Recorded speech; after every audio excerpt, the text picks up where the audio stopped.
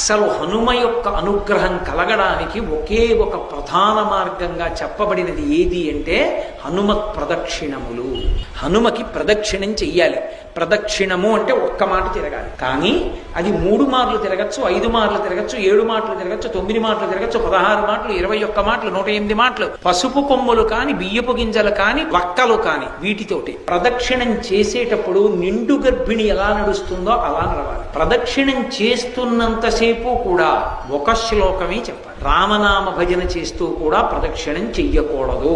హనుమత్ ప్రదక్షిణం చేసేటప్పుడు చెప్పవలసిన శ్లోకం ఏమిటో పరాశర సంహిత చెప్పింది. ఆయన దగ్గరికి వెళ్ళినప్పుడు ఆంజనేయం మహావీరం బ్రహ్మ విష్ణు శివాత్మకం తరుణార్క ప్రభం శాంతం ఆంజనేయం నమామ్యహం అంటూ తిరగాలి. పరమ మౌనంతో ఆ శ్లోకం ఒక్కటి చదువుకుంటూ గర్భిణి స్త్రీ ఎలా తిరుగుతుందో అలా తిరగాలి.